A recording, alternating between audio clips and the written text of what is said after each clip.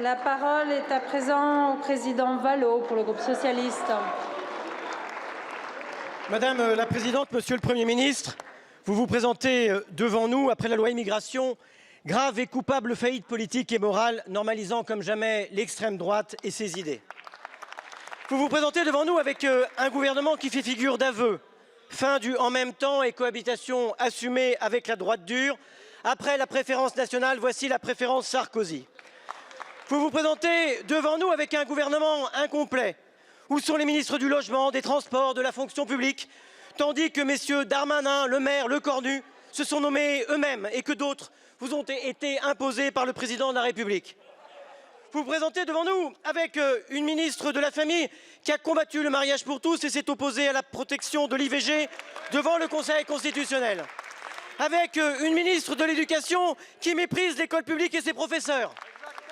Avec une ministre de la Culture dont tous les votes à la ville de Paris témoignent du peu d'intérêt qu'elle porte à la culture populaire. Vous vous présentez devant nous avec une ministre mise en examen et la part des femmes dans le gouvernement réduite à la portion congrue. La République exemplaire et la grande cause du quinquennat attendront encore.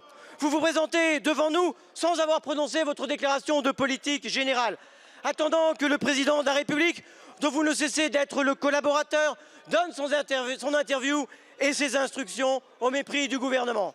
Monsieur le Premier ministre, êtes-vous le chef du gouvernement? Êtes-vous le chef de la majorité? De quelle majorité? Êtes-vous responsable devant la représentation nationale? Je vous remercie, Monsieur le Président. Ah, vous avez terminé? Oui, Monsieur le Premier ministre. Comme vous preniez une deuxième feuille, je me suis dit continue plus tard. Merci Madame la Présidente, Mesdames et Messieurs les députés, Monsieur le député Boris Vallaud, je rectifie mon propos. Président Boris Vallaud, je rectifie mon propos de tout à l'heure. C'est en fait vous qui avez posé la question la plus politicienne depuis le début de cette séance. Et vous décrochez pour ça la médaille d'or qu'avait Mathilde Panot jusqu'à maintenant. Monsieur le Président Vallaud,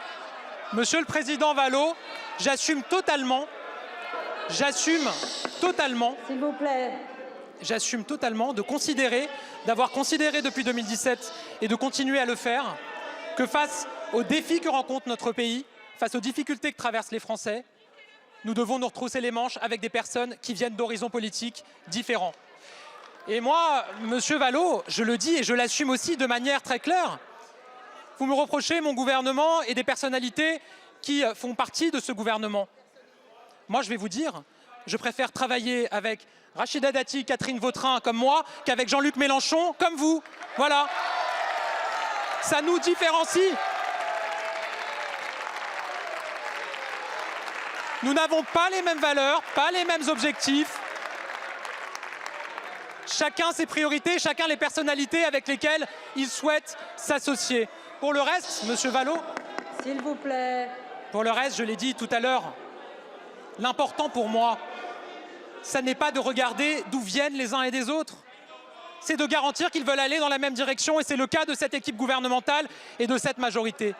L'important pour moi, ça n'est pas de demander à mes ministres de vider leur poche pour regarder quelle est la carte du parti politique dans lequel ils étaient parfois il y a plusieurs années. L'important, c'est de regarder ce qu'ils ont dans le ventre et ce qu'ils ont envie de faire pour notre pays. Je l'assume totalement. L'important, Monsieur Vallaud, ça n'est pas de se jeter des anathèmes à la figure, encore une fois. L'important, ça n'est pas d'enfermer les uns et les autres dans des positions qu'ils ont pu tenir. J'ai envie de vous dire, encore heureux qu'il y ait des Français qui puissent changer d'avis. Il y en a eu des millions qui ont changé d'avis sur un certain nombre de grands débats que vous avez évoqués. Ça s'appelle une démocratie, ça s'appelle la liberté de conscience et c'est un trésor pour notre pays. Et moi, je continuerai à le défendre. Merci beaucoup, Monsieur le Premier ministre. Monsieur le Président.